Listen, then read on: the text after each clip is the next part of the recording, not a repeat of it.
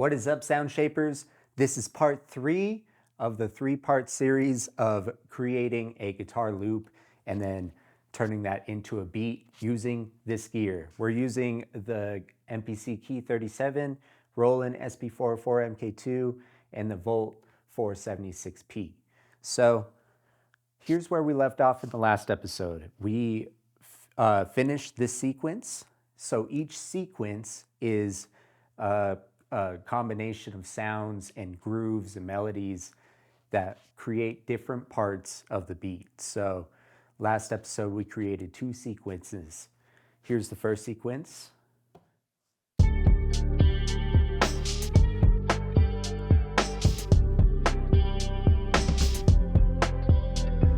Into this one, low piano. Going back to the first sequence.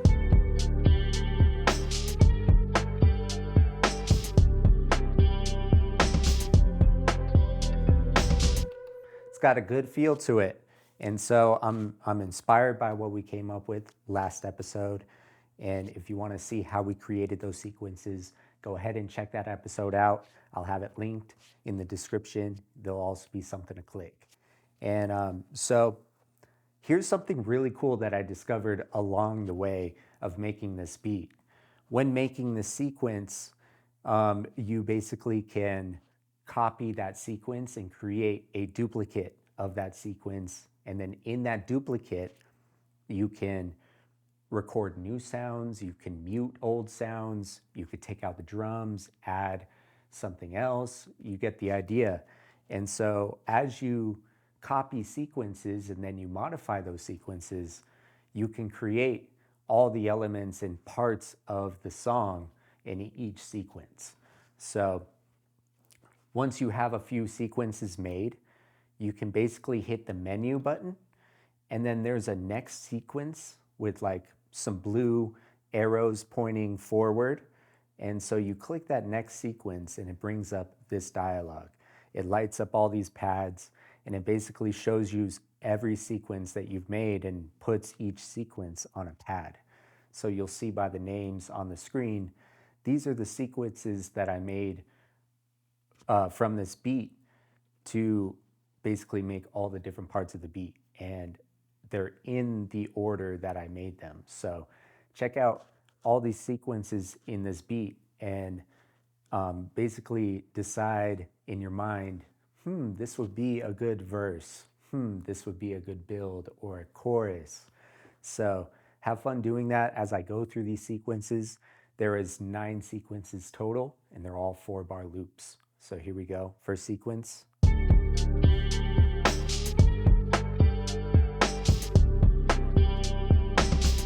Moving into the second sequence.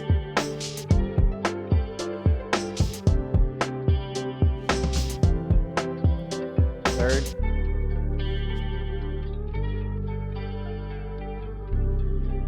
No drums. Drums come back.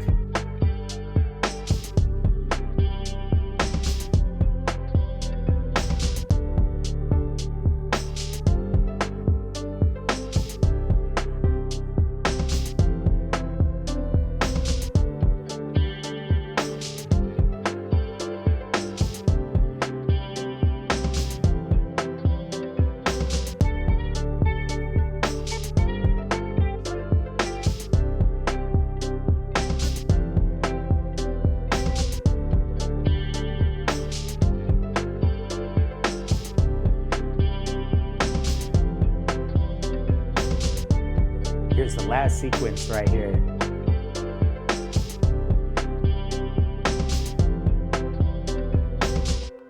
So as you were listening, you could tell how each sequence was just a little bit different than the last.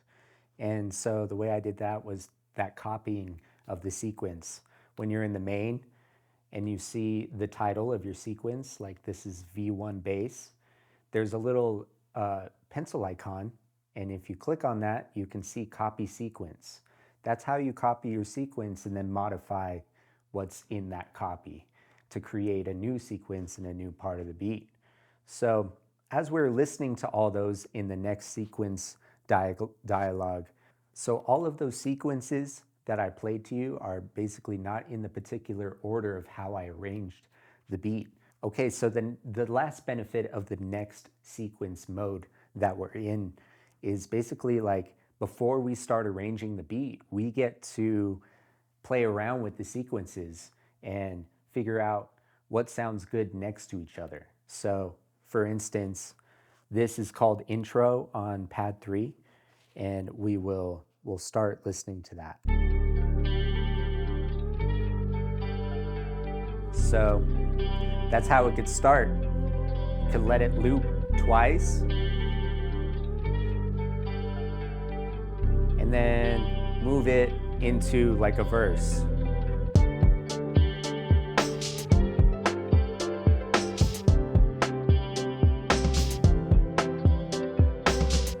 Let that verse play one more time. That would give it 8 bars. And then I see something that says V build. So I go to the verse build. And that kind of breaks the verse into 2 different halves. Let this loop twice. And now we're going into the chorus, which is the first sequence that we had.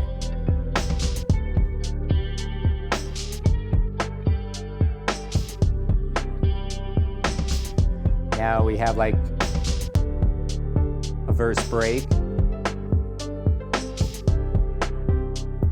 Moving into a verse track.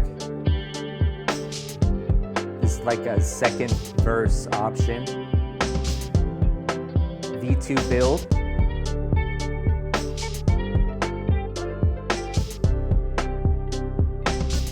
And you get the idea. So you get to experiment which parts sound good next to each other and which parts don't really like work in the progression of things. So now you guys can hear the entire arrangement that I've put together for this beat. The way I did that was if you hit menu, you'll see this icon that says song. When you enter song mode, it takes all of those sequences and it allows you to stack them in order.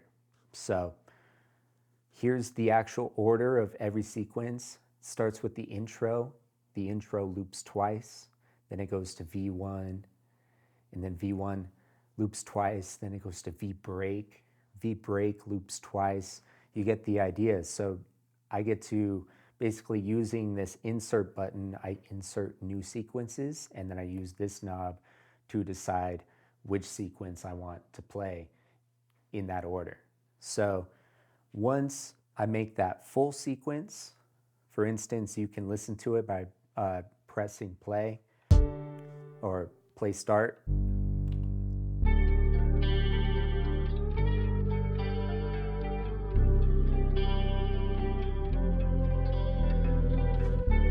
Then it moves to the next sequence that it's flashing on.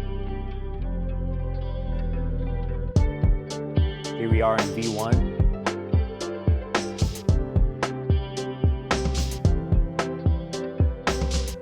V1 goes again, so it stays on there, but we're going to be moving to V break next.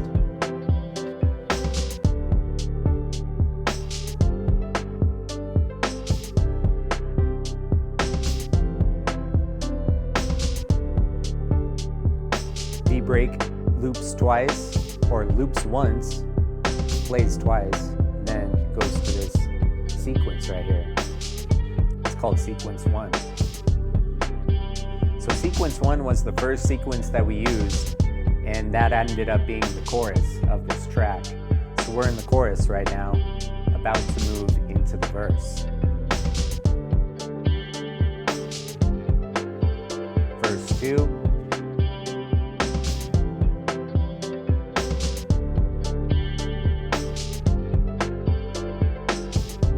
Bass addition there, moving in to V1 as the last part of this verse.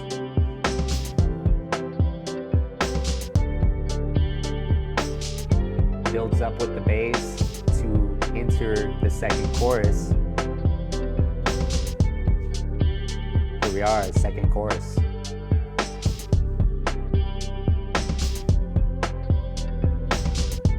So once you have an order of all the sequences using song mode, you can convert your song into a sequence. So the whole 18 sequences that I have here in order become one sequence.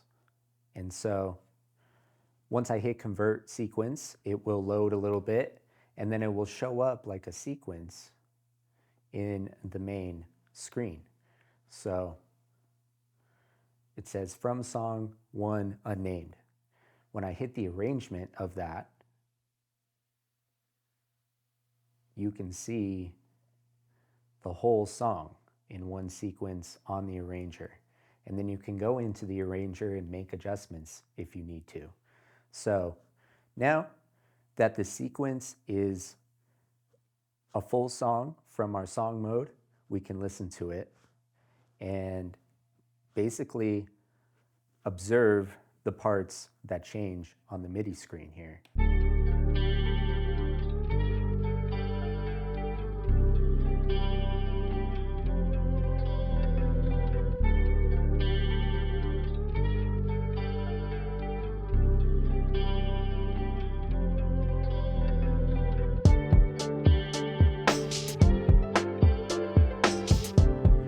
Looks like that bass goes away and the piano comes in. Next, the guitars go away and the bass comes back.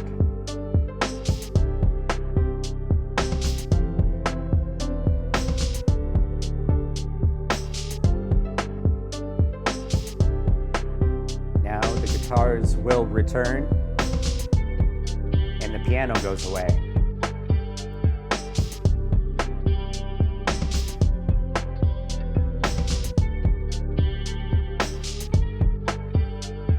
Get ready for that bass to go away. And the piano returns. Here comes the bass.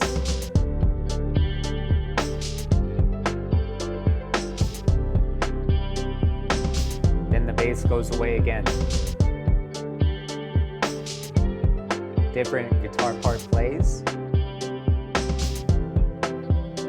Now, bass returns.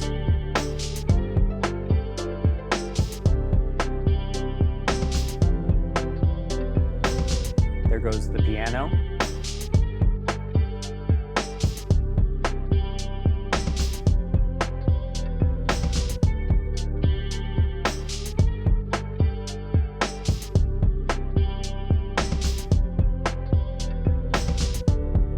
There goes the guitar, and back returns the piano.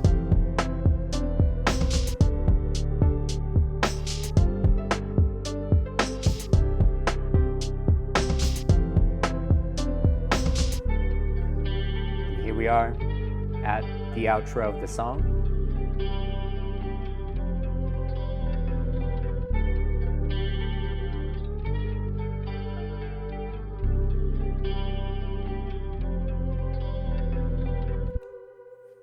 So that's what that beat turned into, all the way from recording a simple guitar into the Volt 76P using the amp simulation on the SP404 to create that texture and effect. And then we sampled that guitar right into the MPC Key 37 and proceeded to make the full beat around those guitar loops using the MPC Key 37 and fully arranging the beat. So this three-part series is a great demonstration of how powerful these tools are and how they can transform your workflow into something that's more standalone and sample-based and loop-based. So I hope you enjoyed this process. And if you like the way the beat turned out, if you like the process of all of this, please hit the like and subscribe button. And I greatly appreciate everyone who does so, and I look forward to seeing you on the next video. I am Nick Johnson. You guys stay inspired.